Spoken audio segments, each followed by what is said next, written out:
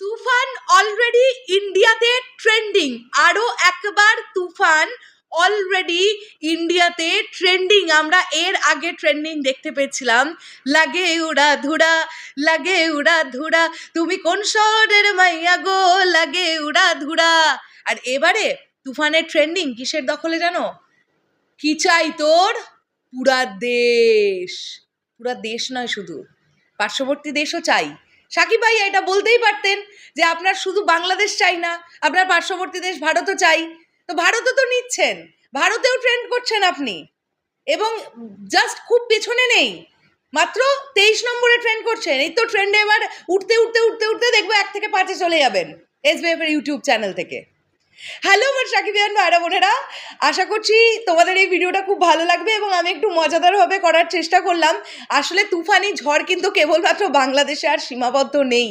আমি আবার একবার তোমাদেরকে বলতে চাই এবং অন অ্যান্ড এক্সক্লুসিভলি তোমাদেরকে এই খবরটা দিচ্ছি, তুফানের official trailer SBF YouTube channel থেকে নাম্বার 23-তে ট্রেন্ড করছে। নাম্বার 23-তে ট্রেন্ডিং। আমি তোমাদেরকে এখনই দেখাবো, দাঁড়াও তো, ওয়েট। নাহলে তোমরা যখন ভিডিওটা দেখছো, হতেই পারে, দেখো তো দেখতে পাচ্ছ কিনা তোমরা? দেখতে পাচ্ছ এখানে নাম্বার 23-তে ট্রেন্ড করছে? আশা করছি হ্যাঁ তোমরা স্পষ্টভাবে দেখতে পাচ্ছ। এই দেখো, আমি একটা তুফানের ট্রেলার চালিয়েছি, এই দেখো SBF এর ইউটিউব চ্যানেল থেকে নাম্বার 23-তে ট্রেন্ড করছে। এখন যখন আমি ভিডিওটা বানাচ্ছি তখন আমি দেখতে পাচ্ছি 39,000 লাইকস এবং দেখতে পাচ্ছি 4,75,000 views. Number 23 on trending in India. ভারতে ট্রেন্ড করছে তুফানের অফিসিয়াল ট্রেলার। কোন চ্যানেল থেকে? SBF এর ইউটিউব চ্যানেল থেকে।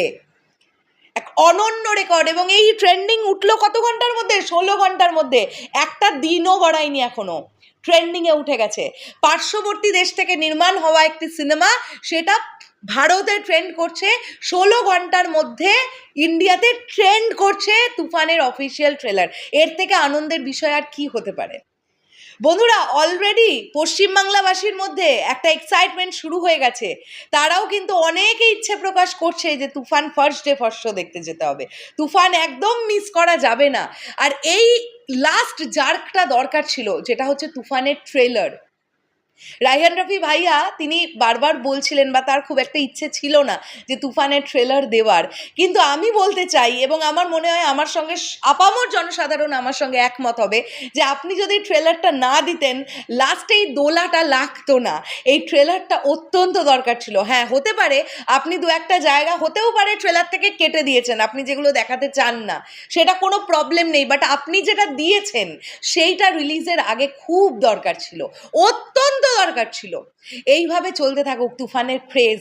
আমি আবার তোমাদের জন্য ভিডিও নিয়ে আসবো। এই ট্রেন্ডিং লিস্টটা, মানে ট্রেন্ডিং নাম্বারটা উপর দিকে উঠতে থাকুক। আমার ধারণা ঠিক লাগে উড়াধুরা যেমন একবার 3-এ একবার 5-এ এরম করে ট্রেন্ড করছিল, আমার ধারণা তুফানের অফিসিয়াল ট্রেলারও 1 থেকে 5-এর মধ্যে ট্রেন্ড করবে।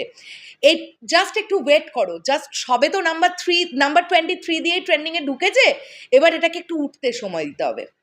শেষ করলাম ভিডিওটা। তোমাদের কি বক্তব্য অবশ্যই কমেন্ট করে জানিও। দেখা হচ্ছে আবার খুব শিগগিরই নতুন কোনো ভিডিও নিয়ে। তাহলে এখনের জন্যে টাটা।